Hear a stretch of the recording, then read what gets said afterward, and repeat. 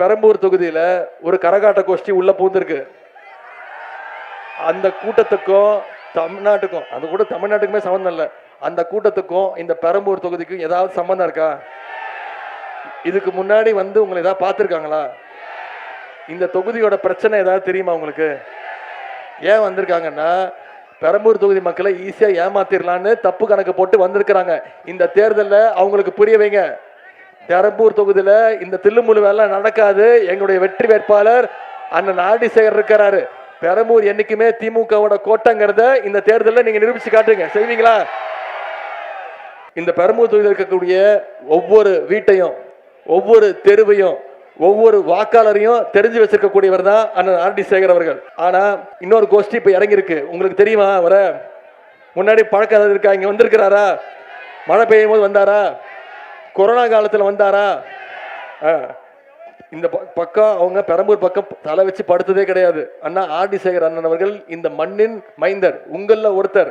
பெரம்பூர் மக்கள்கிட்ட அவரையும் அவர்கிட்ட பெரம்பூர் மக்களையும் பிரிச்சு பார்க்கவே முடியாது. மழை காலமா இருந்தாலும், வெயில் காலமா இருந்தாலும், வெள்ளமா இருந்தாலும், புயலா இருந்தாலும், இங்க இடுப்பளவு தண்ணி நின்னாலும் வந்து அதை சரி செய்யக்கூடியவர், களத்தில் நிற்கக்கூடியவர் அண்ணன் ஆர்டி சேகர் அவர்கள். சட்டமன்ற உறுப்பினரா பல்வேறு திட்டங்களை ஏற்கனவே கொண்டு வந்திருக்கிறார். இப்ப மீண்டும் எனக்கு ஒரு வாய்ப்பு கொடுங்க. நீங்க அவரை வெற்றி பெற வச்சீங்கன்னா, ஒரு போன் கால் பண்ணீங்கன்னா அடுத்த நிமிஷம் உங்க வீட்டு முன்னாடி வந்து நிற்பாரு. மற்றவங்க எல்லாம் அப்படி கிடையாது.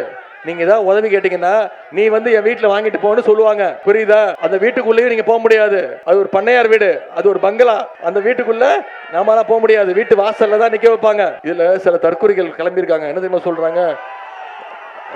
என் பேரை சொல்லி நான் ரெண்டு தொகுதியில போட்டி போடுறேன்னா, நீங்க சொன்னீங்களா சேப்பாங்க திருவள்ளுவர், அவன் 2 தொகுதி நினைச்சிட்டு இருக்கிறான்.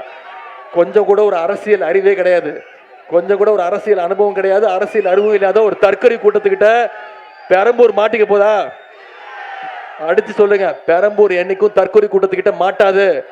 உடன்பிறப்புகள் திமுக கூட்டத்துக்கு, திமுக கிட்ட தான் நாங்க இருப்போம். திமுக உடைய கோட்டை இந்த பெரம்பூங்கிறத இந்த சட்டமன்ற தேர்தலில் நிரூபிச்சு காட்டுவீங்களா?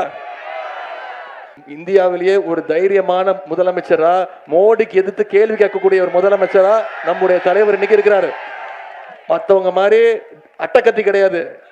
நம்ம தலைவர் ஒரிஜினல் ஹீரோ. அட்டக்கத்திக்கும் ஒரிஜினல் ஹீரோக்கும் வித்தியாசத்தை இந்த பெரம்பூர் தேர்தலில், இந்த சட்டமன்ற தேர்தலில், இந்த பெரம்பூர் தொகுதியில் நீங்க நிரூபிச்சு காட்டணும். செய்வீங்களா?